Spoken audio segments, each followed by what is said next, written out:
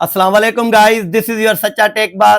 तो गाइस आज की वीडियो बहुत ही ज्यादा इंटरेस्टिंग होने वाली है क्योंकि आज की वीडियो में Infinix Note 40 versus Tecno Camon 30 Loewe या लोईवी जो भी है, मतलब लोईवी, ठीक है।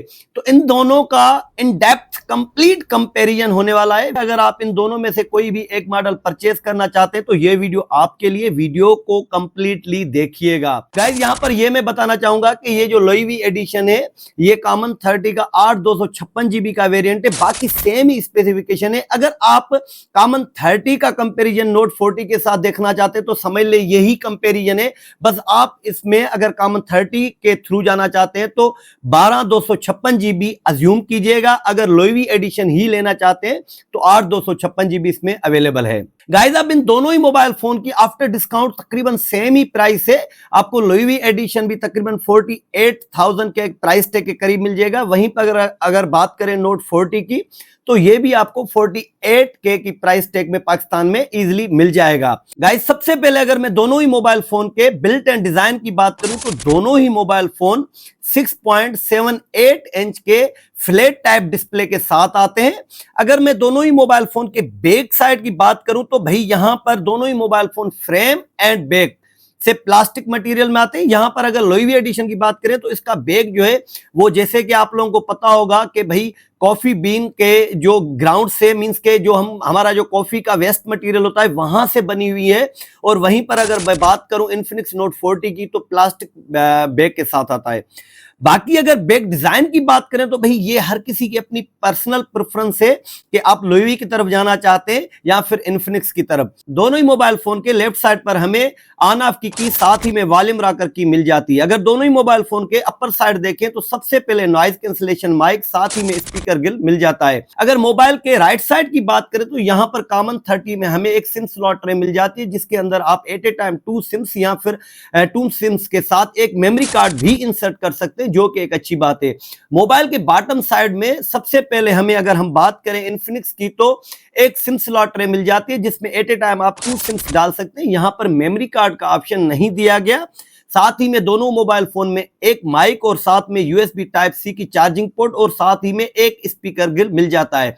मींस के ये दोनों ही मोबाइल फोन ड्यूअल स्पीकर या स्टेरियो स्पीकर के साथ आते हैं। अगर मैं दोनों ही मोबाइल फोन के वेट की बात करूं तो यहां पर हमें कॉमन 30 186 यानी 186 ग्राम के वेट के साथ आता है और IP54 की रेटिंग भी दी गई है। अगर मैं बात करूं यहां पर इन्फिनिक्स नोट 40 की तो ये मोबाइल फोन 192 ग्राम के साथ आता है और साथ ही में IP54 की रेटिंग इस मोबाइल फोन में भी दी गई है। अगर दोनों ही मोबाइल फोन के डायमेंशन की बात करें तो कॉमन 37.7 mm की थिकनेस के साथ आता है, वहीं पर इन्फिनिक्स नोट 40 7.8 mm की थिकनेस के साथ आता है। गाइस अगर दोनों ही मोबाइल फोन के डिस्प्ले की बात करें तो दोनों ही मोबाइल फोन 6.78 इंच के डिस्प्ले के साथ आते हैं। दोनों ही मोबाइल फोन एमोलेड डिस्प्ले के साथ आते हैं और साथ ही में 120 हर्ट्ज रिफ्रेश रेट को सपोर्ट करते हैं।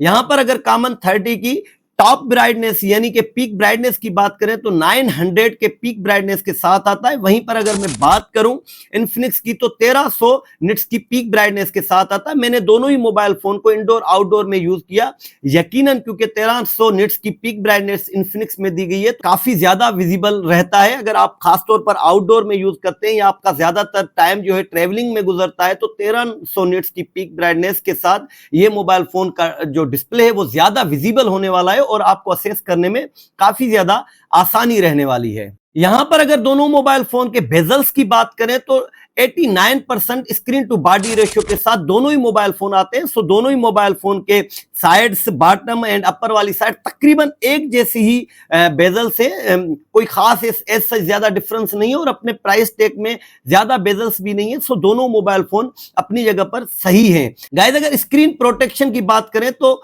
यहां पर इन्फिनिक्स नोट 40 गोरिल्ला ग्लास के स्क्रीन प्रोटेक्शन के साथ आता है, जबकि टेक्नो में कहीं पर भी वाजिया नहीं किया गया कि इसके साथ कोई स्क्रीन प्रोटेक्शन है भी या नहीं है। दोनों ही मोबाइल फोन क्योंकि एक एमोलेड डिस्प्ले है सो दोनों ही mobile phone always on display के साथ आते हैं, लेकिन फॉर 10 सेकंड्स। सो यहां पर यार काफी दिनों से, काफी टाइम से काफी सारे इन्फिनिक्स और टेक्नो के जो मॉडल्स हैं वो ऑलवेज ऑन डिस्प्ले के साथ आते हैं, लेकिन यही जो है 10 सेकंड्स वाली जो है वो का है, सो इनको मेरे ख्याल में थोड़ा सा इन पर काम करना चाहिए इन्फिनिक्स और टेक्नो दोनों ही मोबाइल फोन को। अगर मैं बात करूं कलर सैचुरेशन एंड ब्राइटनेस की, तो मैंने दोनों ही मोबाइल फोन पर काफी वीडियोस वगैरह देखे, मूवीज देखी। यहां पर यार क्योंकि एक तो ब्राइटनेस इन्फिनिक्स में ज्यादा है तो यकीनन विजिबिलिटी ज्यादा है, और साथ ही में थोड़े नेचुरल टोन कलर देता है। यहां पर अगर मैं टेक्नो की बात करूं तो थोड़ा सा ओवर सैचुरेटेड है, मतलब कलर को थोड़ा सा रेडिश बनाता है। तो यहां पर कलर वाइज डिस्प्ले की जो एक क्वालिटी रखी गई है वो मुझे इन्फिनिक्स की अगर बनिस्बत बात करें टेक्नो के तो अच्छी लगी। काफी विजिबिलिटी साफ है, क्रिस्पी कलर है, क्रिस्पी कलर टेक्नो के भी हैं लेकिन थोड़े से ओवर सैचुरेटेड एंड रेडिश है, जो कि मुझे पर्सनली पसंद नहीं है। और टेक्नो के तकरीबन जितने भी मॉडल हैं उनमें ये शिकायत आ रही है, चाहे फिर वो स्पार्क 20 प्रो प्लस हो, टेक्नो 20 हो, या फिर टेक्नो का जो कॉमन 30 की जितनी भी सीरीज है, तो सब में ये इशू आ रहा है। गाइस अगर मैं परफॉर्मेंस की बात करूं तो दोनों ही mobile phone out of the box Android 14 के साथ आते हैं। यहां पर अगर टेक्नो की बात करें तो हाई ओएस 14 जो कि इसका अपना यूआई सिस्टम में देता है, और वहीं पर अगर बात करूं मैं इन्फिनिक्स की तो XOS 14 के साथ आता है। अब दोनों ही मोबाइल फोन क्योंकि एंड्रॉइड 14 पर बेस्ड है, तो दोनों ही मोबाइल फोन के साथ जो भी नए हमें सॉफ्टवेयर मिलते हैं या जितनी भी एंड्रॉइड 14 पर बेस्ट एप्स वगैरह हैं, दोनों ही मोबाइल फोन इजीली चलाते हैं अपने प्रोसेसर के साथ। अगर मैं दोनों ही मोबाइल फोन के चिपसेट की बात करूं तो दोनों ही mobile phone MediaTek G99 ultimate के साथ आते हैं। सो दोनों ही मोबाइल फोन में चिपसेट सेम लगा हुआ है। साथ ही में अगर बात करें जीपीओ की तो दोनों ही मोबाइल फोन माली G57 MC2 के साथ आता है। अगर मैं Antutu स्कोर की बात करूं तो दोनों ही मोबाइल फोन 4,25,000 से 30,000 के Antutu स्कोर के साथ आते हैं। दोनों ही मोबाइल फोन 8 GB रैम साथ ही में 256 GB रोम के साथ आते हैं। दोनों ही मोबाइल फोन में हम जो है रैम को वर्चुअली एक्सटेंड कर सकते हैं 8 GB, मतलब कि 8+8 कर सकते हैं, लेकिन मैंने आपको काफी बार बताया कि वर्चुअल रैम किसी काम की नहीं है, मोबाइल पर एक्स्ट्रा बर्डन है तो आप उसे छोड़ दें। और साथ ही में दोनों ही mobile phone internal storage system UFS 2.2 के साथ आते हैं। अब यहां पर बात यह आती है कि अगर दोनों ही मोबाइल फोन में सेम चिपसेट लगा हुआ है, जीपीयू सेम लगा हुआ है, यूएफएस की जो इंटरनल स्टोरेज सिस्टम है वो भी यूएफएस आता है, तो इन दोनों ही मोबाइल फोन में परफॉर्मेंस वाइज क्या डिफरेंस है। गाइस मैंने दोनों ही मोबाइल फोन को रीबूट करके देखा और साथ ही में प्री इंस्टॉल जो एप्स है विदाउट इंटरनेट चला कर देखी। यहां पर मुझे इजीली विनर लगा इन्फिनिक्स का यूआई सिस्टम बहुत अच्छा है, साथ ही में स्टेबिलिटी बहुत अच्छी है। सो मेरे ख्याल में एक ही चिपसेट एक ही रैम रोम के होने के बावजूद भी यहां पर इन्फिनिक्स मुझे जीता हुआ नजर आया। काफी अच्छी स्टेबिलिटी है। अगर मैं बात करूं 120 हर्ट्ज रिफ्रेश रेट की तो मुझे यहां पर इन्फिनिक्स काफी स्मूथ नजर आया, वहीं पर टेक्नो में हल्के फुल्के मुझे बग्स नजर आ रहे थे, गिल्च फील हो रहे थे।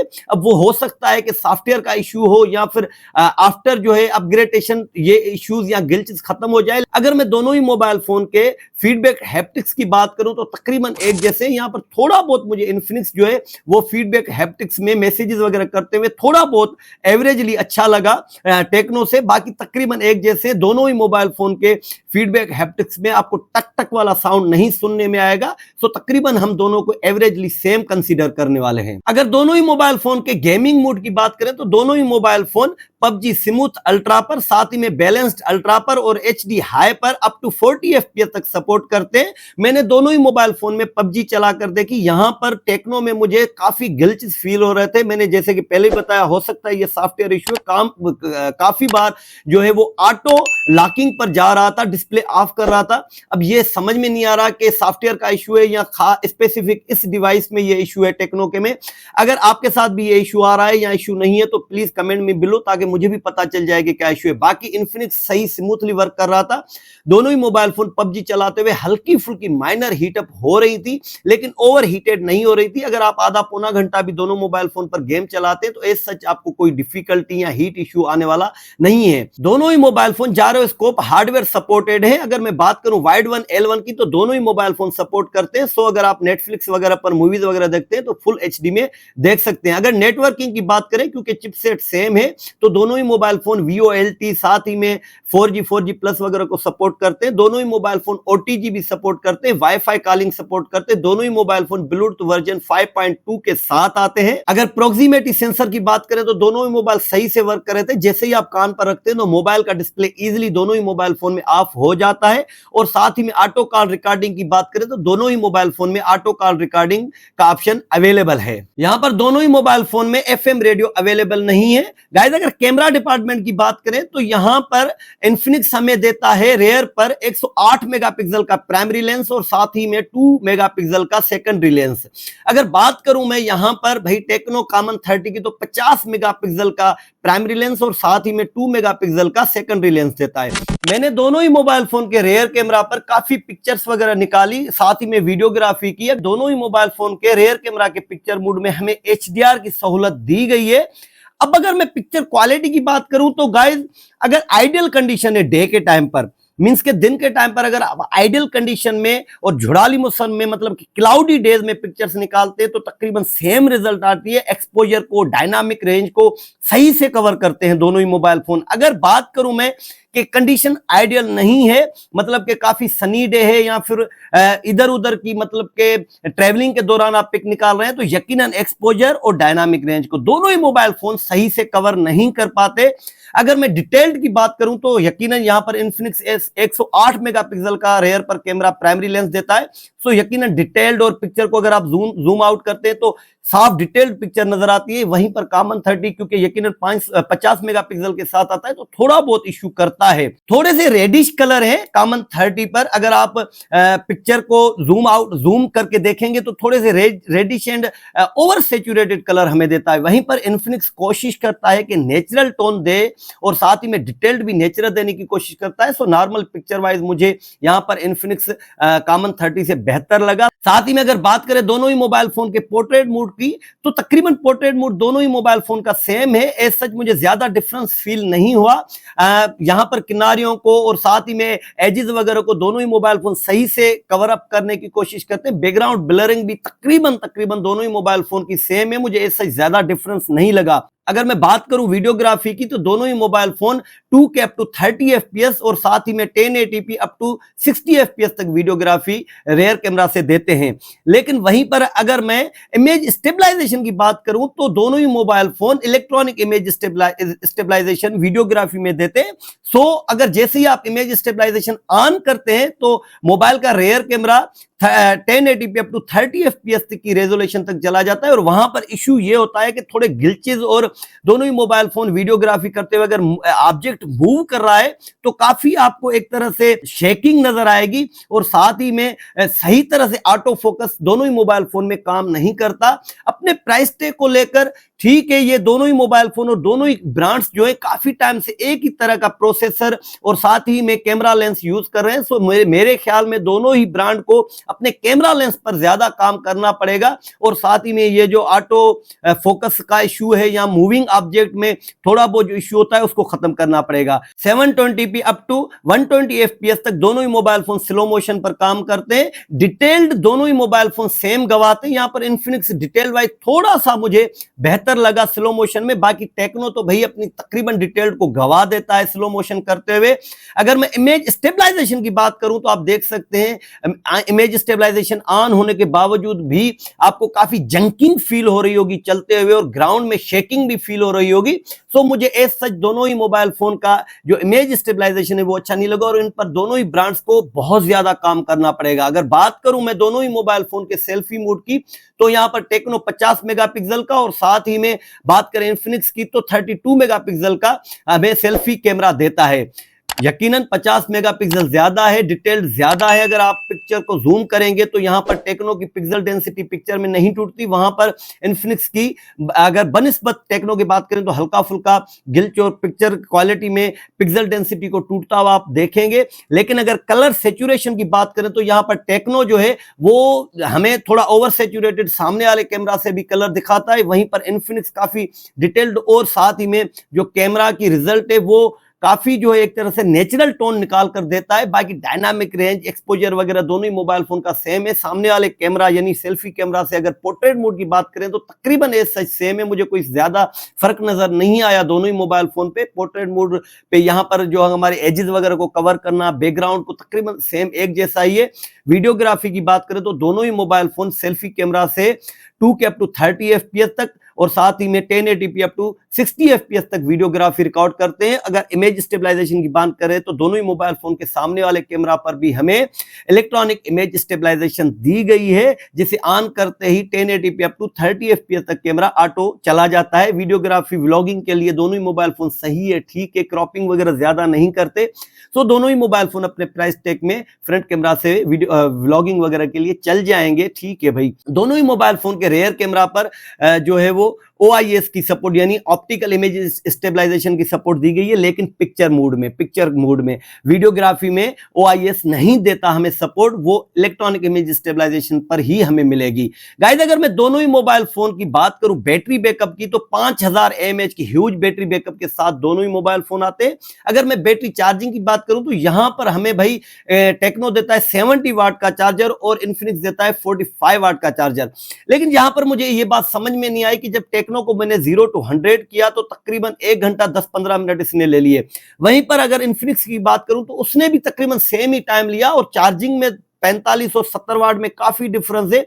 ये मैं एयर कंडीशन के बगैर की बात कर रहा हूं, ये बात मुझे समझ में नहीं आई। अगर दोनों ही मोबाइल फोन के ड्यूरिंग चार्जिंग हीटअप की बात करूं तो दोनों ही मोबाइल फोन 41 तक जो है वो सेल्सियस तक जा रही थी हीटअप। सो हीटअप होती है हल्की फुल्की, गर्मी भी बहुत ज्यादा है। एयर कंडीशन रूम में हीटअप नहीं होते दोनों ही मोबाइल फोन, और एयर कंडीशन रूम में अगर मोबाइल को चार्ज करें तो 10 मिनट का डिफरेंस दोनों ही मोबाइल फोन में आता है, मतलब कि तकरीबन 1 घंटा दोनों ही मोबाइल फोन ले लेती हैं 0 to 100 चार्ज होते होते। बैटरी ड्रेन की बात करें तो तकरीबन ऑन स्क्रीन अगर आप खींच के रखेंगे दोनों ही मोबाइल फोन को फुल लोड ऑन करेंगे तो तकरीबन 7-7.5 घंटे का बैटरी बैकअप दोनों ही मोबाइल फोन दे देते हैं। साथ ही में दोनों ही मोबाइल फोन बाईपास चार्जिंग को सपोर्ट करते हैं और साथ ही में रिवर्स चार्ज को भी दोनों ही मोबाइल फोन सपोर्ट करते हैं। गाइस अगर मैं बात करूं दोनों ही मोबाइल फोन के स्पीकर की तो यहां पर ये जो भाई कॉमन 30 है डॉल्बी एटमॉस के सपोर्ट के साथ स्पीकर देता है, जो कि हाई रेस स्पीकर है। और वहीं पर बात करूं मैं इन्फिनिक्स की तो ये भी डॉल्बी एटमॉस की सपोर्ट के साथ हाई रेस स्पीकर्स के देता है, लेकिन यहां पर इन्फिनिक्स में हमें JBL टोन्ड स्पीकर मिलते हैं। अब मैंने दोनों ही मोबाइल फोन के स्पीकर को चलाकर देखा, स्टोरियो स्पीकर है भाई, डॉल्बी हो, फ्ला हो, टीर हो या साथ में JBL हो, लेकिन दोनों ही मोबाइल फोन के स्पीकर में एज सच मुझे कोई खास डिफरेंस फील नहीं हुआ।